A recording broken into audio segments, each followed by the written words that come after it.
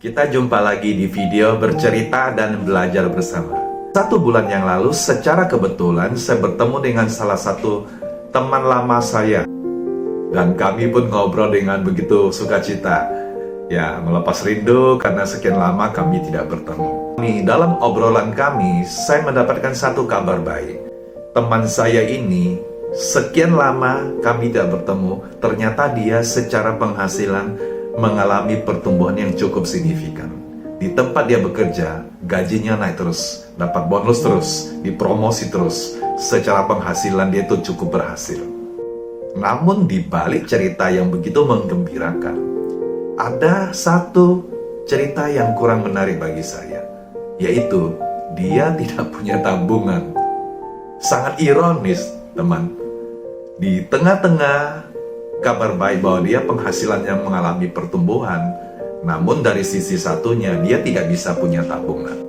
Ini sangat lucu. Kenapa ini bisa terjadi? Yuk kita belajar bersama-sama.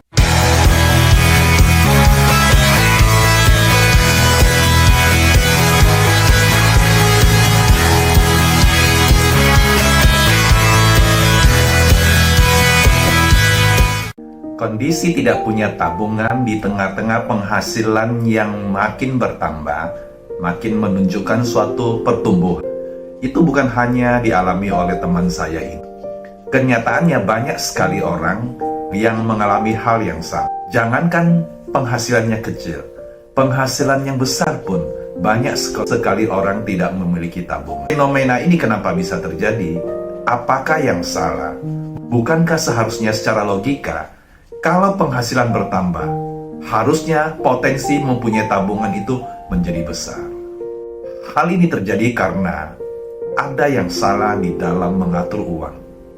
Mereka berharap ada tabungan kalau penghasilan mereka terima, terus mereka menggunakan penghasilan tersebut dengan pengeluaran, dan berharap ada sisanya, dan sisanya itu yang dijadikan tabungan.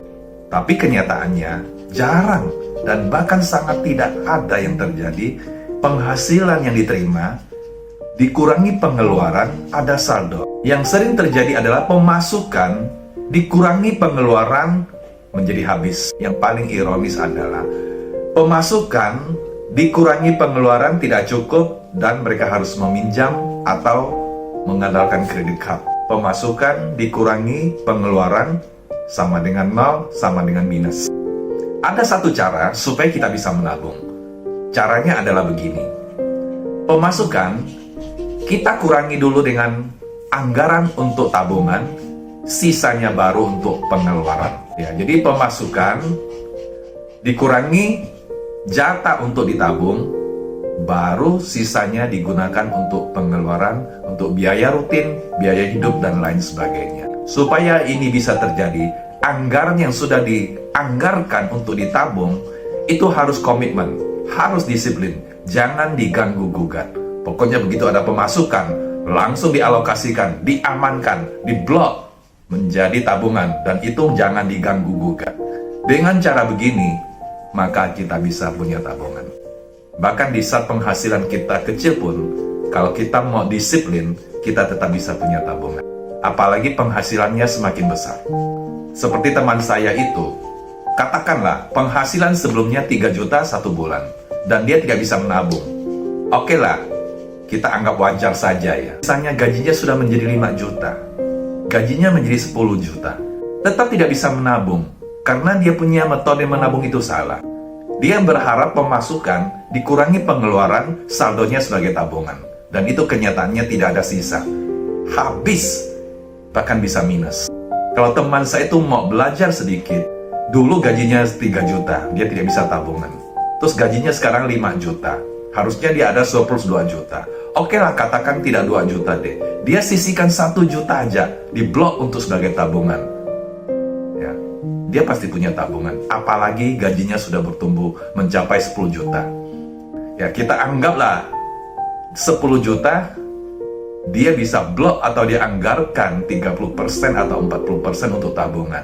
Jadi begitu dia terima gaji 10 juta, 4 juta langsung dikunci sebagai tabungan. 6 juta baru dialokasikan untuk kebutuhan hidup, untuk biaya rutin, dan lain sebagainya. Dan 4 juta ini jangan diganggu-gugat. Dengan cara demikian saya percaya teman saya itu, atau mereka, teman-teman di luar di sana, juga pasti bisa punya tabungan. Mulai dari yang kecil. Mungkin kita gajinya masih kecil, katakanlah 1 bulan cuma 2 juta.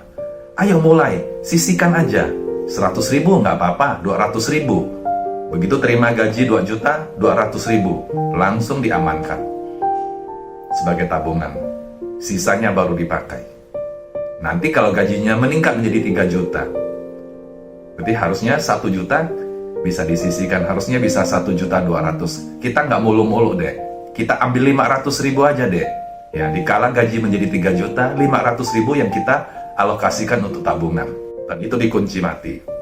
Nanti gajinya 4 juta, naik 4 juta. Oke lah, 1 juta. Kita langsung begitu terima gaji 4 juta, 1 juta langsung dianggarkan, dikunci sebagai tabungan. Jangan diganggu-gugat. 3 jutanya dipakai.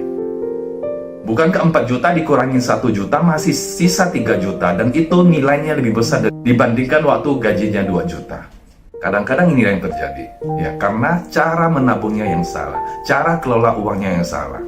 Kalau cara seperti yang saya bilang ini, saya percaya pasti bisa punya tabungan. Bahkan tabungannya bisa bertumbuh terus. Nah, semoga video kali ini tentang tips menabung yang begitu sederhana tapi powerful ini kita terapkan. Saya berharap teman-teman yang menyaksikan video ini segera bisa merubah cara menabungnya, sehingga nanti bisa punya tabungan. Semoga video ini bermanfaat. Sampai jumpa di video berikutnya. Terima kasih. Forever in my heart, you will be the love of my life. I am happy in your hands, together day by day. It's like a dream come true. It's like a dream